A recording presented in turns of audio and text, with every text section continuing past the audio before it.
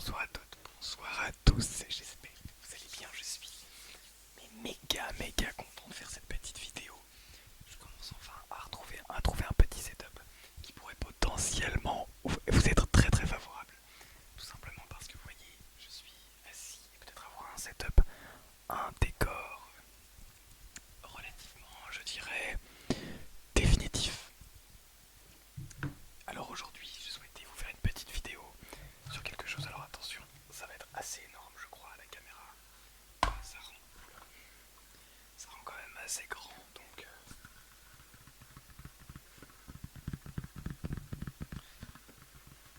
je sais pas du tout quel son ça peut rendre. On verra bien. Tout simplement rendu. Vous voyez, j'ai un petit peu de mal à passer d'un micro à l'autre.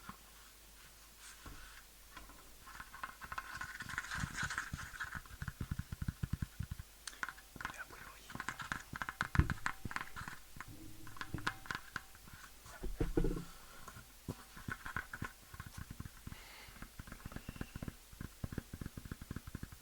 en tout cas, je vais la poser, on va la tourner.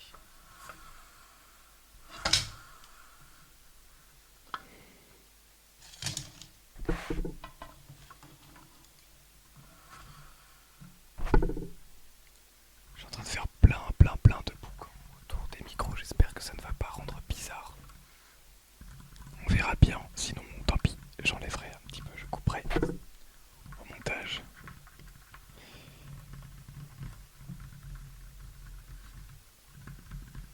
Mais le fait de pouvoir justement là le poser sur un bureau, le poser sur un petit support, eh bien me permet justement de pouvoir faire du tapping avec deux mains, ce qui est quand même bien meilleur que simplement avec une main à chaque fois.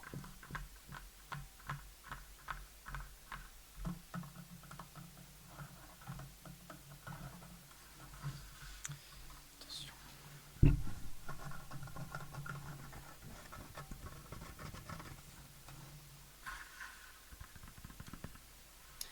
Alors pourquoi est-ce que je voulais vous montrer ça? Déjà de un parce que c'était très relaxant, mais je voulais également vous parler un petit peu de voyage, vous parler un petit peu des différents pays qui entourent cette planète, qui est la nôtre, cette magnifique planète d'ailleurs. Et vous dire à quel point il y a des choses, alors plutôt vous dire à quel point j'aimerais voir des choses absolument phénoménales, ou en tout cas extraordinairement belles, qu'il y a sur notre planète dans différents pays dont nous ne sommes pas forcément au courant. Je vais essayer de laisser un petit peu passer la lumière orange dès lors que je ne passe pas de ce côté-là du micro. Je vais la faire tourner et essayer de m'arrêter à un endroit. Ok. Alors, nous sommes au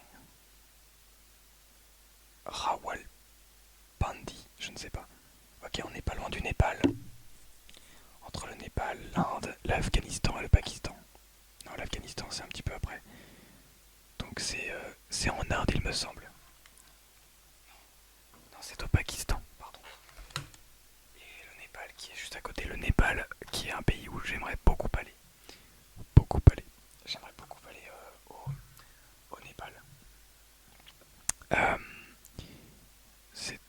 c'est pas loin du Bhoutan d'ailleurs, le Népal. Le Bhoutan, c'est un pays qui me semble extrêmement passionnant, tout simplement. Et j'ai envie d'aller un peu plus loin en disant que c'est un pays qui me donne énormément envie pour sa pauvreté. Pour sa pauvreté, parce que c'est un pays, pour ceux qui ne le savent pas, le Bhoutan est un pays qui calcule non pas la richesse de sa population au PIB, donc au produit intérieur brut, mais au produit de bonheur brut. En réalité, le Bhoutan est un pays tellement pauvre financièrement que, eh bien, ils mettent en avant le niveau de bonheur des habitants. Alors je pense que, je ne sais pas si les habitants sont tous heureux, comme on pourrait le penser, mais je pense en effet qu'ils atteignent un certain allègement social, financier,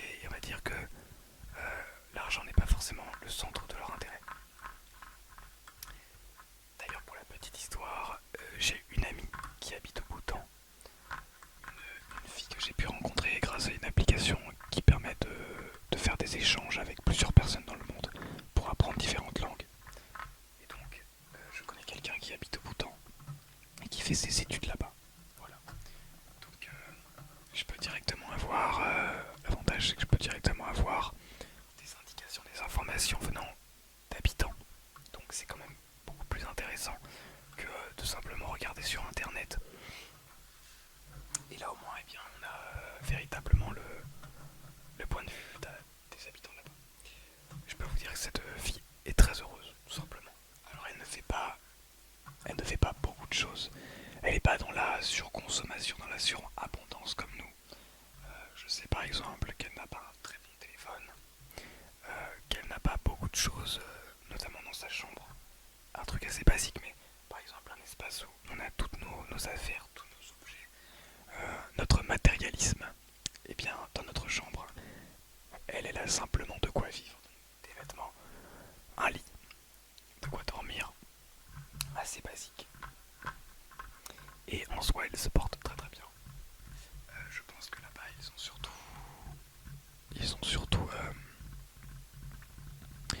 le bouddhisme qui leur permet d'atteindre une sorte de bonheur spirituel. Alors c'est un petit peu bizarre. On peut penser que je soutiens le bouddhisme. Je suis pas dans une religion. Je ne soutiens pas les religions. Par contre, je trouve certains aspects spirituels vraiment intéressants. Au-delà de l'aspect croyance, mais simplement la spiritualité qui en découle. Et en réalité, c'est quelque chose qui m'intéresse beaucoup et que j'ai envie de découvrir en allant justement dans ces pays. Par exemple,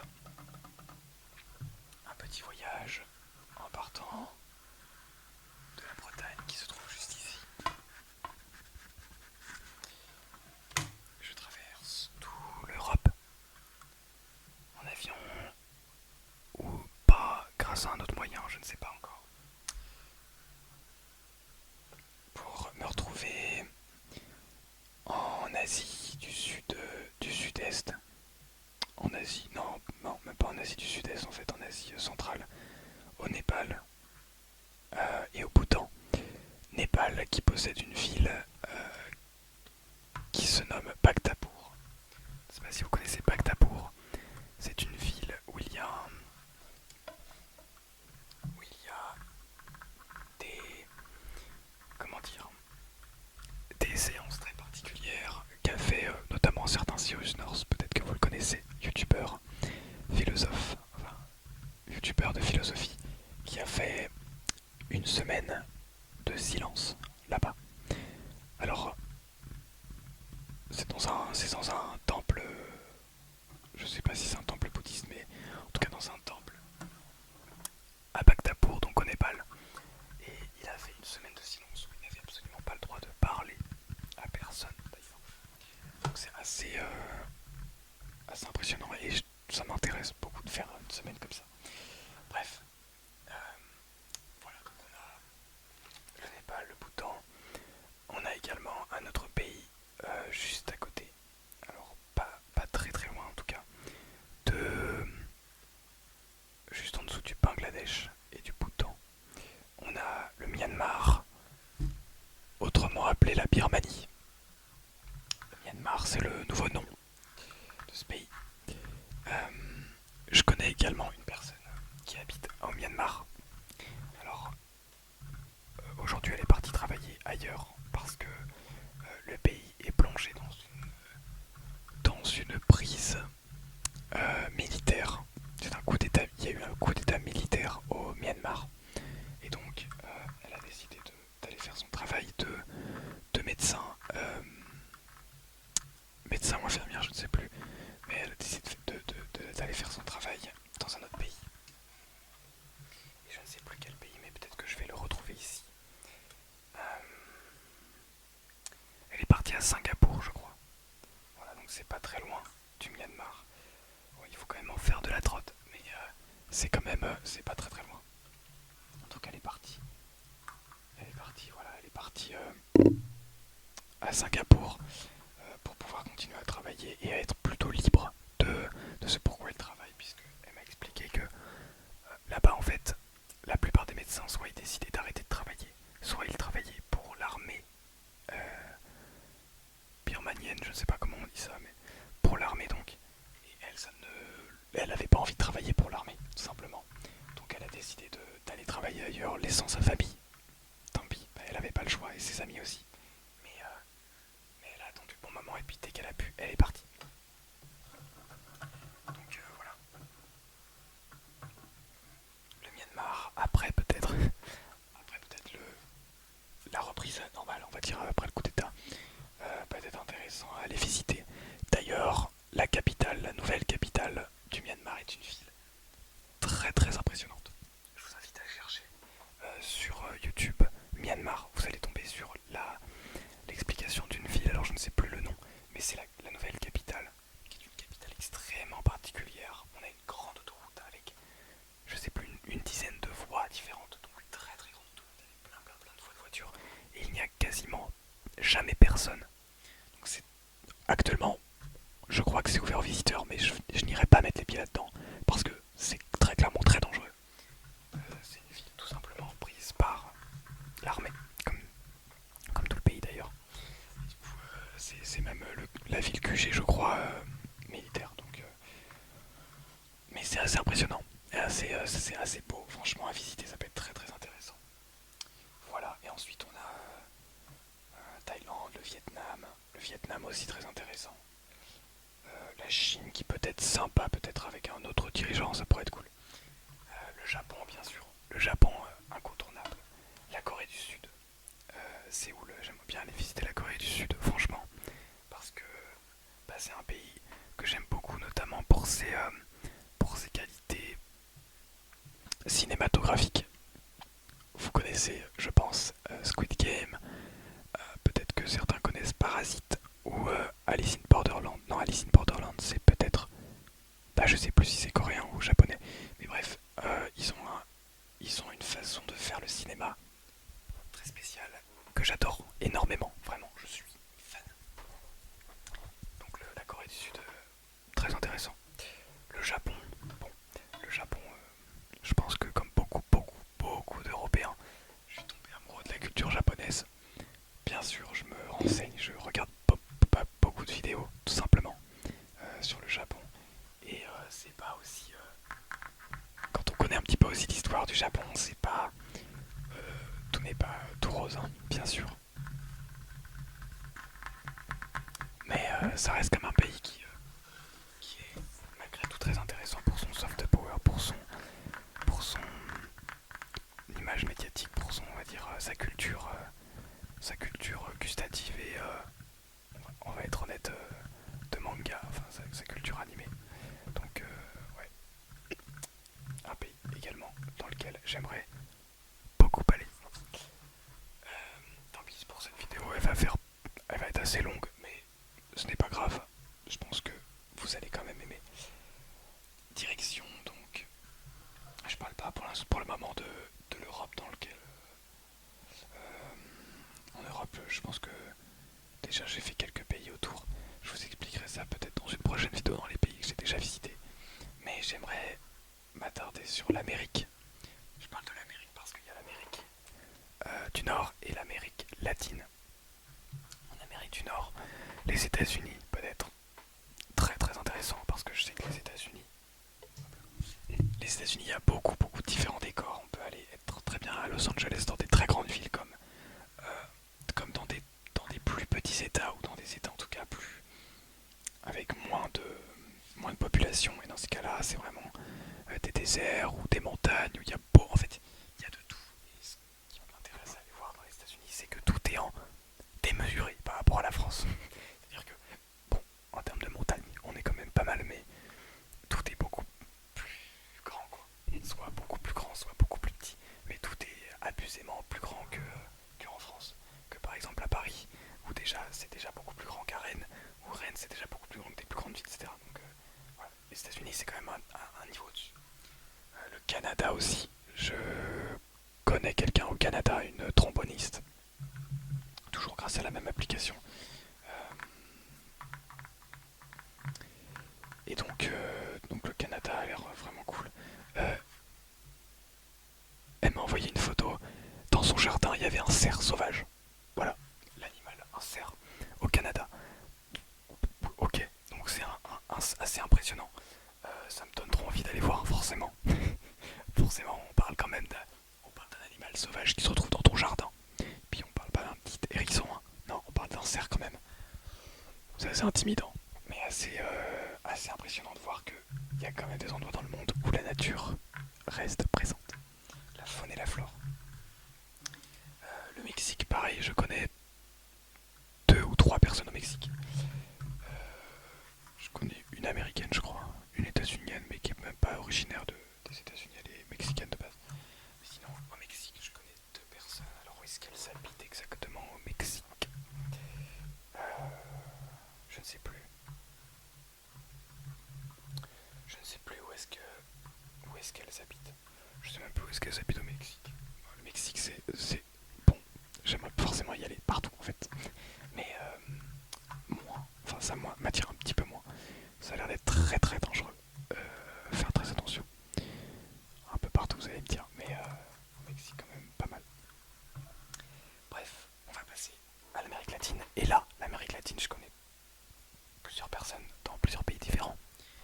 Et je trouve ce pays assez intéressant, notamment par l'espagnol que je suis en train d'apprendre depuis quelques années maintenant. Et vous le savez, mais en Amérique latine, à part au Brésil, tout le monde parle espagnol. Il y a notamment le Venezuela, dont j'ai une connaissance en France qui est originaire du Venezuela. Un de mes professeurs, voilà, tout simplement, de musique. Pareil, le pays est très dangereux. En ce moment, il y a beaucoup de...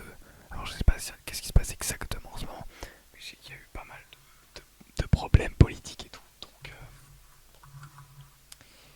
la Colombie, je connais 2 personnes originaires de Colombie qui habitent toutes les deux, à Barranquilla, qui est une ville, pas la plus grande ville, mais une ville quand même. Elle est quand même notée, hein, elle est notée sur la carte. Vous ne pourrez pas la voir, mais elle est notée, elle est bien notée sur la carte.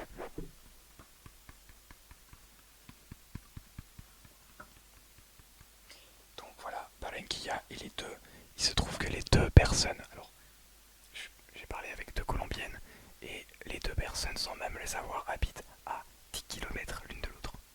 Je trouve ça quand même assez impressionnant et assez comique pour pouvoir le signaler, parce que ces 2 personnes dont j'ai commencé à leur parler avec quand même plusieurs mois de différence, et enfin, aucun lien entre elles. Elles ne se connaissent pas, elles connaissent pas la famille, etc. Mais elles habitent dans des quartiers vraiment pas loin l'un de l'autre. Donc c'est quand même assez impressionnant. Le Chili, vous savez, le grand pays là. Grand pays là qui longe toute la côte ouest de l'Amérique latine. Eh bien, je connais également une personne qui habite au Chili. Voilà. Alors oui, vous allez me dire, mais c'est totalement abusé. Combien de personnes est-ce que tu connais? Et bien en réalité, beaucoup, beaucoup. Je me suis fait des amis grâce à toujours la même application qui s'appelle, je vais pas mentionner son nom. Peut-être un jour j'en ferai un partenariat. J'aimerais bien, ce serait un de mes objectifs. Pour ça, il faudrait que je fasse un petit peu plus de vues sur cette chaîne. Mais bref. Mais du coup, oui. Donc je connais une personne au Chili, au Brésil aussi. J'ai une connaissance, 2 connaissances même. Il y en a une avec qui je parle plus. Mais bon, je connais quand même une personne. Et voilà, c'est à peu près tout. C'est à peu près tout pour ce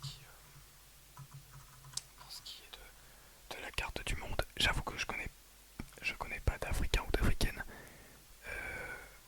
C'est dommage parce que c'est aussi un pays, enfin c'est un continent qui, bah, mine de rien, qui regorge de beaucoup de secrets, de beaucoup de choses très passionnantes.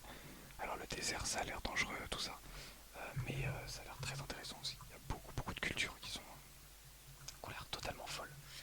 Voilà. En tout cas, j'espère que cette petite vidéo vous aura plu, de relaxation, mais un petit peu de blabla. J'aime beaucoup. En tout cas, n'hésitez pas à me dire ce que vous en pensez. Si jamais ça vous intéresse, des vidéos à cette durée-là, à peu près, où je parle comme ceci. Je vous souhaite une très agréable nuit à toutes et à tous. Et je vous dis à demain pour une nouvelle vidéo ASMR.